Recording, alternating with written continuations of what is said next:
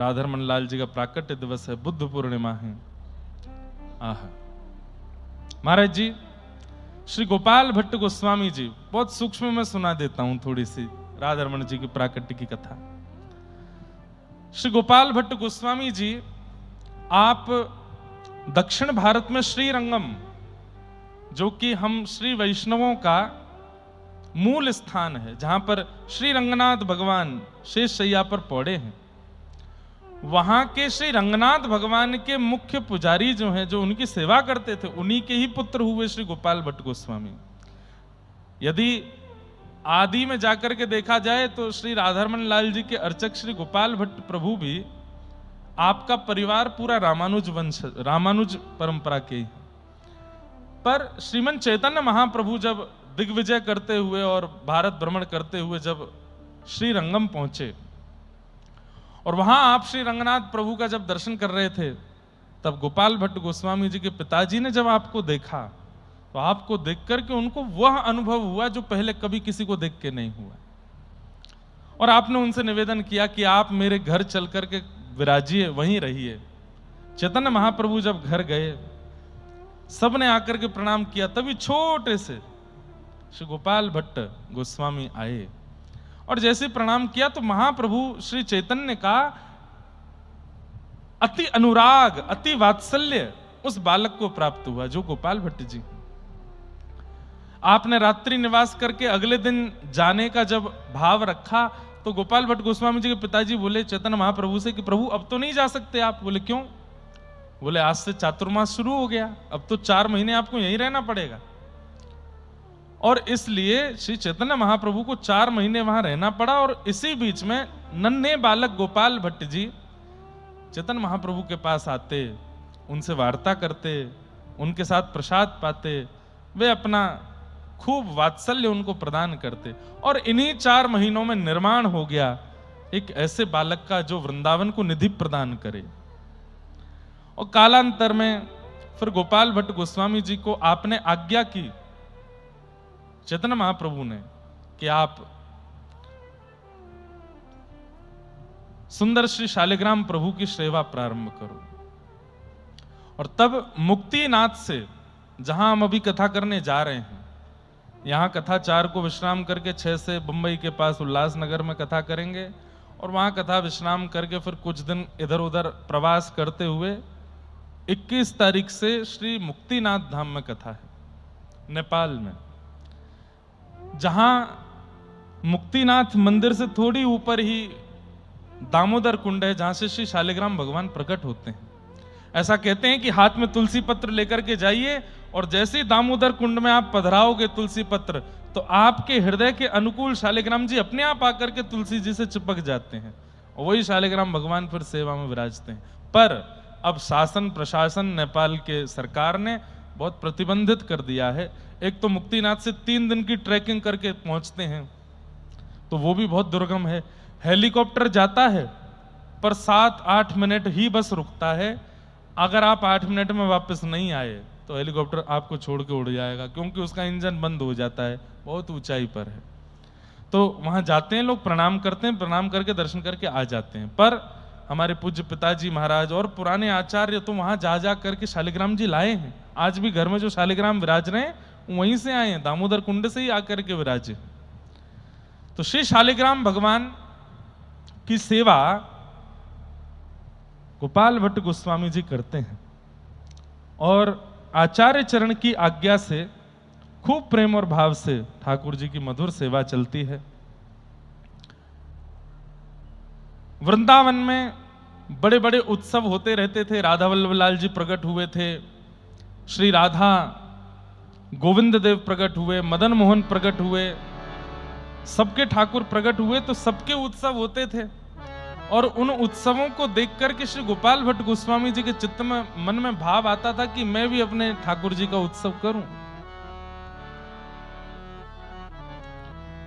एक बार ठाकुर जी का मधुर झूला उत्सव कर रहे थे और उसी बीच श्री हरिराम व्यास जी का आगमन हुआ और हरिराम व्यास जी आए। सब रसिक जन बढ़िया बढ़िया पद पदावली गा रहे थे हरिराम व्यास जी से कहा, ठाकुर जी बढ़िया झूला में झूल रहे हैं, शालिग्राम भगवान कुछ गाओ।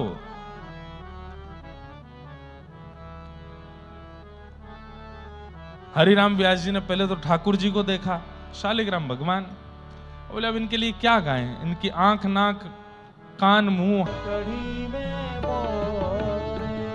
मानहु भटा कढ़ी में बोरे,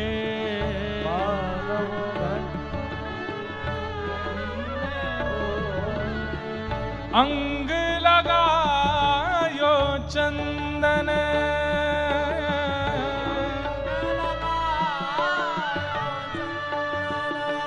ओ झूले रे झूले मेरे गंडकी नंदन, झूले रे झूले मेरे।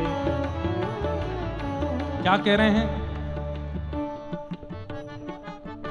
अब आप अपने ठाकुर जी का उत्सव करो और कोई आकर के आपके ठाकुर जी को गा तो रहा है, लेकिन उसमें कुछ ऐसी बात बोलते, बोले क्या बोल रहे हैं?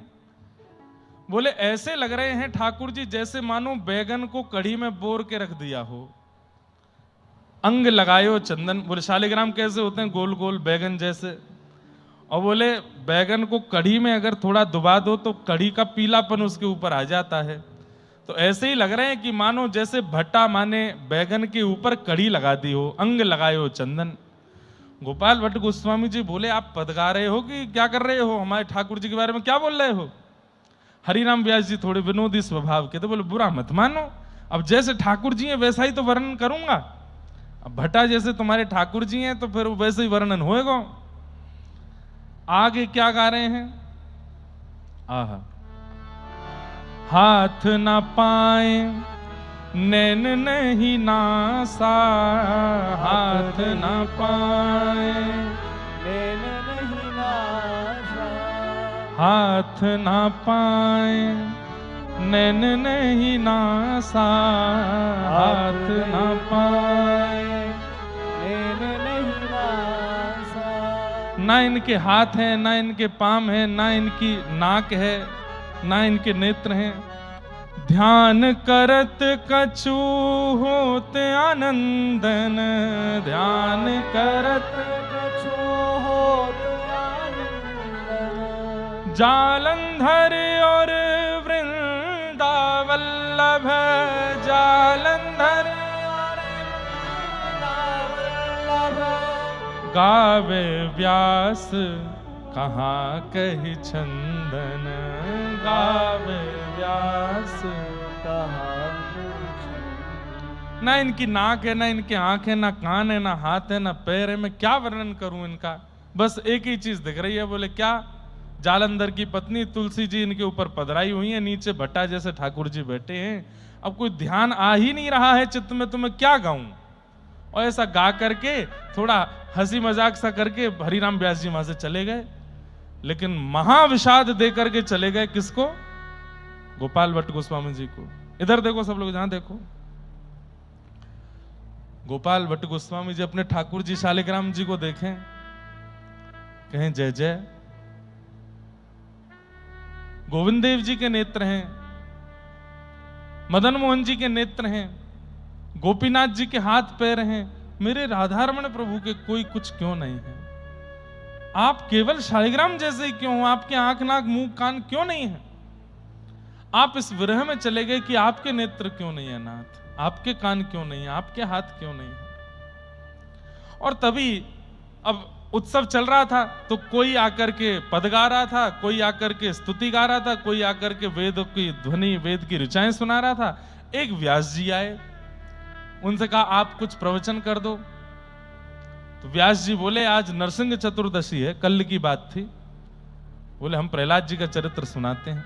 प्रहलाद जी का चरित्र चल रहा था, गोपाल भट्ट गोस्वामी जी झूला झुला रहे हैं अपने श्री शालिग्राम भगवान को। और तभी वो कहते हैं कि प्रहलाद के प्रेम के वशीभूत होकर के भगवान खंभ भेदन करके नृसिंह बन करके प्रकट हो गए। बोलो नृसिंह भगवान की जय।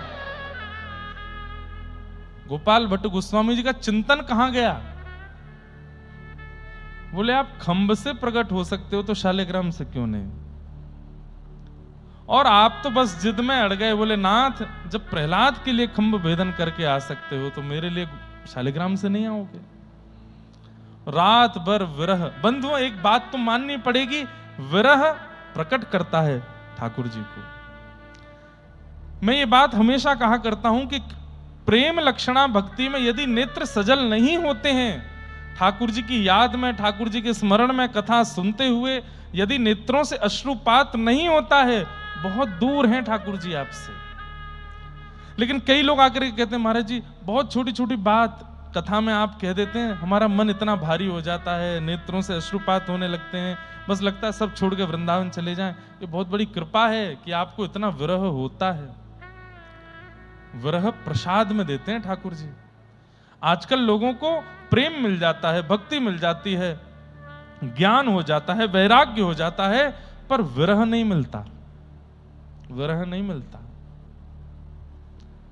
बहुत प्रयास करता हो वृंदावन जाने के और हर बार वो विफल हो जाता हो, समझ जाओ ठाकुर जी उसको विरह देना चाहते हैं। और एक बार तो ऐसा हो जाए कि बस रोने लग जाए वृंदावन की याद में, व्याकुल हो जाए वृंदावन के लिए, समझ जाओ कि अब चित्त पवित्र हो रहा है, अब शुद्ध हो रहा है हृदय। इतना विरह हुआ श्री गोपाल भट्ट जी को कि नाथ आप क्यों प्रकट नहीं हो रहे हैं? और रोते रोते रोते आप सो गए। सुबह यमुना स्नान करने के लिए चले गए, आकर के अपने ठाकुर की सेवा करनी थी, लेकिन अभी भी विरह में ही थे।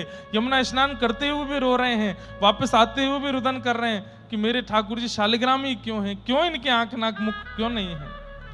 आपने दीप प्रज्वलित करके जैसे ठाकुर जी की मंगला के लिए शालिग्राम भगवान के सन्मुख बैठे तो क्या पाते हैं कि वहां तो शालिग्राम जी के सिंहासन पर एक कपड़ा ऐसे उठा हुआ है, जो रात्रि में चद्दर सी उड़ाई थी ठाकुर जी को, वो उठी हुई है, मतलब ऐसे खड़ी पर किसी ने डाल दिया हो।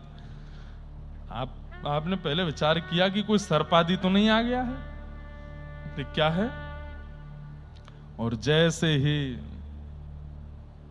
कपाट खुले हैं, मानो उस पर्दे को हटाया है, उस आवरण को हटाया है। श्री राधा रमण लाल की। ऐसे सुंदर ठाकुर जी के मधुर चरणार विंद हैं। उसके बाद ऊपर देखा तो ऐसे सुंदर घुटने हैं, ऐसी सुंदर जंगा है। आहा, उधर देख करके तो गोपाल भट्ट गोस्वामी जी अति आनंदित हो गए। वक्ष का दर्शन करके तो मानो हृदय पर आलिंगन करने की इच्छा होने लगी। ऐसे गदमदरा से ठाकुर जी की भुजाओं को देख करके तो नेत्र सजल होने लगे।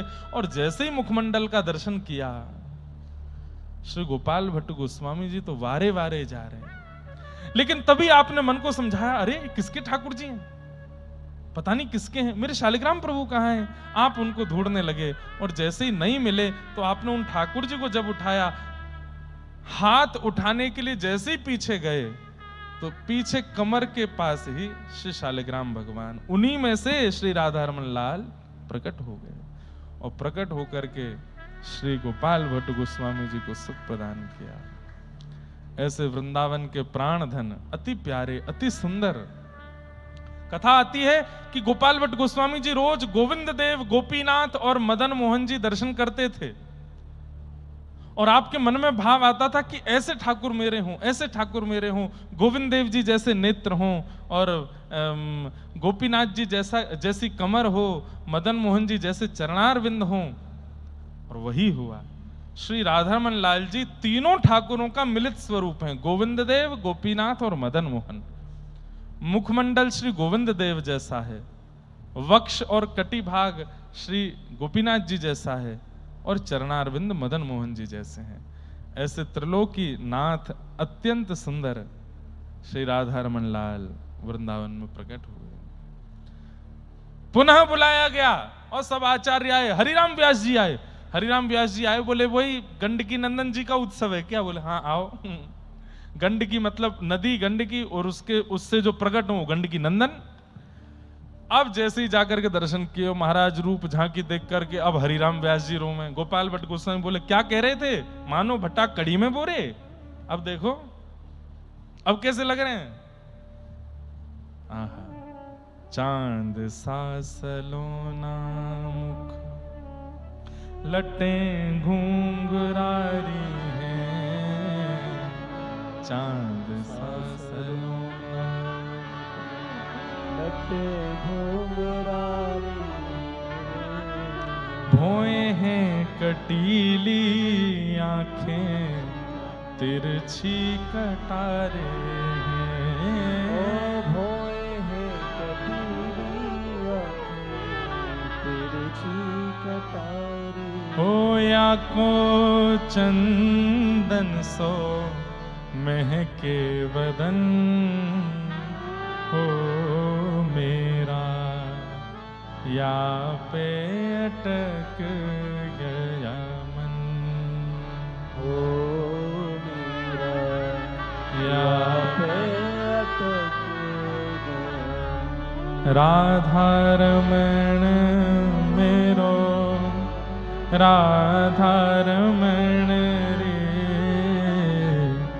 राधा रमण मेरो, राधा रमण रे, राधा रमण मेरो, राधा रमण रे, राधा रमण मेरो, राधा रमण। मोर मुकुट साजे छवि अति प्यारी, मोर मुकुट साजे छवि अति प्यारी, ओ मोर मुकुट साजे छवि मनोहारी, मोर मुकुट साजे री गलबन माल सोहे, जाऊं वारी वारी, गलबन सोहे ओ जाऊं, ओ हे नंद नंदन यशोदा दुलारे, नंद नंदन यशोदा दुलारे, राधा रमण राधा रमण वृंदावन वारे, राधा रमण राधा रमण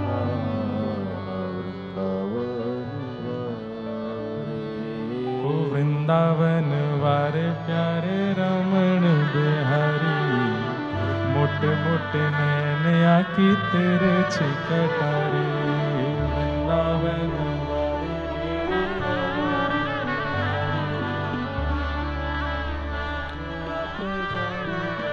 देखो हमारे संग वालों को याद नहीं है, हमारे सब वैष्णवों को याद है। ले अरे राधा रमन जी और गिरधर लाल जी एक संग हैं। अब आपको तो नहीं दिखेंगे, दो भुजा से राधा रमन जी और दो भुजा से गिरधर लाल हैं। वाह, महाराज जी को दर्शन कराओ। लाला महाराज जी जहां विराज रहे हो इनके दर्शन करा के लियो, बहुत सुंदर है।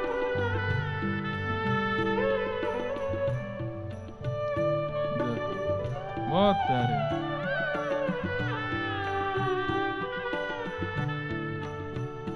ओ वृंदावन वारे प्यारे रमण बिहारी, मोटे मोटे नैन आखी तेरे छिकटारे, वृंदावन वारे मोटे मोटे नैन आखी तेरे छिकटारे। ओ मत जइयो मत जइयो मत जइयो, ओ मत जइयो मत जइयो मत जइयो, जादू करे गो बिहारी, वृंदावन वारे प्यारे रमण बिहारी। मोटे मोटे नैन आकी तिरछी कटारी, वृंदावन वारे प्यारे रमण बिहारी। मोटे मोटे नैन आकी तिरछी। और बंधुओं, इस पद की जो अंतिम पंक्ति है ना, वो लाल जी के भाव हैं। श्री गिरधर लाल जी भी बहुत प्रेम करते हैं राधा रमन जी से, और प्रतीक्षा कर रहे हैं कि किसी दिन श्री राधा रमन लाल जी और गिरधर लाल जी का मिलन होगा, दोनों एक साथ मिलेंगे, एक साथ झूमेंगे। वैसे अंतरंग लीला में तो झूमते ही हैं, पर कभी हम वैष्णवों को भी पता नहीं, ऐसा हो तो नहीं सकता है, लेकिन लाल जी प्रतीक्षा कर रहे हैं कि कभी राधा रमन लाल जी मुझसे मिलें। और श्री लाल जी क्या गा रहे हैं?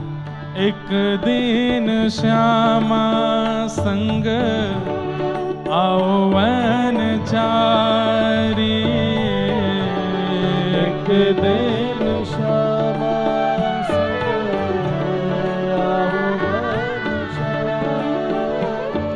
ओ एक दिन श्यामा संग आओ वन चारी, एक दिन श्यामा संग आओ वन चारी। क्यों?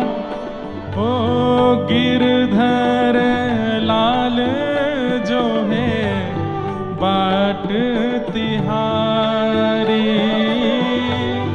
गिरधर लाल जो है बाट हो बाट तिहारी। संग मेल संग मेल संग मेल बरसाओ, प्रेम रस भारी। राधा रमण राधा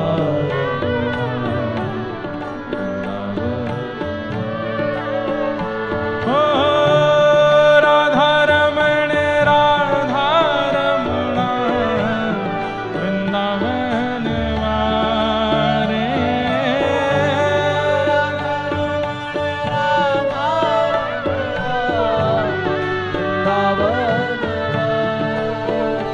ओ हे नंद नंदन यशोदा दुलारे। आइए यशोदा ओ हे नंद नंदन यशोदा दुलारे। हे नंद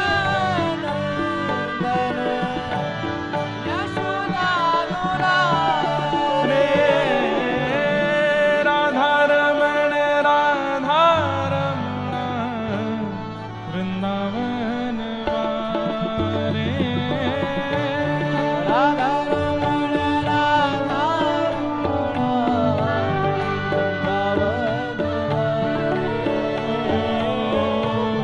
वृंदावन वारे,